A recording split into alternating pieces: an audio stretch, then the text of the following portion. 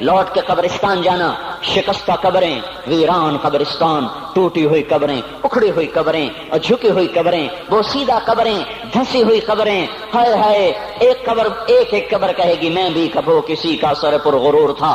میں میانی شریف کے قبرستان سے گزر رہا، ایک جگہ فاتحہ پڑھنے جا رہا، میں قبرستان کے درمیان سے گزرا تاکہ قرآن پڑھتا ہوا دائیں بائیں سب کو ایصال ثواب کرتا جاؤں۔ اللہ کی قسم میں نہیں جانتا کون ہے کیا ہے، ایک قبر نے میرے پاؤں روک لیے، اس کی بے بسی نے، اس کی حسرت نے، اس کی بوسیدگی نے، اس کی اداسیوں نے، اس کے غموں نے میرے پاؤں روک لیے۔ میں تو اپنے دھیان میں جا رہا ہوں، میرا اپنا عزیز ہے، میں اس پہ فاتحہ پڑھنے جا رہا ہوں، مجھے نہیں پتا کون مرا ہوا ہے، پر اس کی قبر کی ویرانی نے، بوسیدگی نے، اوئے ہوئے ہوئے، میرے پاس الفاظ نہیں، میں کیسے وہ نقشہ بیان کروں کہ چلتے ہوئے قدم میرے رک گئے اور میں ایسے کھڑا ہو کے قبر کو دیکھنے لگا اور میں بے ساکھ، مجھے یوں لگا جیسے قبر کا ایک ذرہ کہہ رہا ہو ادھر بھی کچھ پڑھتے جاؤ، یہاں کوئی کبھی نہیں آیا۔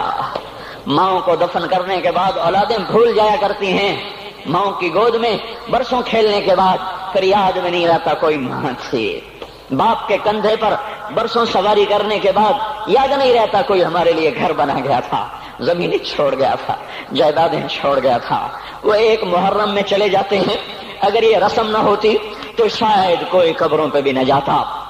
اپنی مصروفیتیں، جب آدمی خود باپ بنتا ہے باپ بھول جاتے ہیں، جب خود بچی ماں بنتی ہے مائیں بھول جاتی ہیں، جب اپنی دوستیاں بنتی ہیں بھائی بھول جاتے ہیں، کون مرے ہوئے کو یاد رکھتا ہے؟ یہ فنا کی جھوک ہے، مٹ جانے کا مقام ہے، کوئی کسی کو یاد نہیں کرتا۔ حضرت علی نے فرمایا تھا حضرت فاطمہ کو دفن کرنے کے بعد لكل اجتماع من خلیلین فرقۃ وكل الذی قبل الممات قلیل۔ آج فاطمہ کو دفن کرنے کے بعد مجھ پر یہ بات کھل گئی ہے، کوئی کسی کا ساتھ نہیں دے سکتا، کوئی سدا سلامت نہیں رہ سکتے۔ ایسی حسین جوڑی بھی آج بکھر گئی، ایسا حسین جوڑا کوئی دنیا میں کہاں سے لائے گا، ایسا جمال کوئی کہاں سے لائے گا، ایسی جوڑی کوئی کہاں سے لائے گا؟ علی اور فاطمہ کی جوڑی کوئی دکھائے تو صحیح، کوئی نبیوں کے بعد کوئی ایسی جوڑی بنی ہو، لیکن آج یہ جوڑی ٹوٹ گئی۔ 24 سال کی عمر میں فاطمہ جدائی دے گئی، 24 برس کی عمر میں جدائی دے کے جا رہی۔ ہاں لیکن بھائی ان کا تو مرنا بھی زندگی تھا۔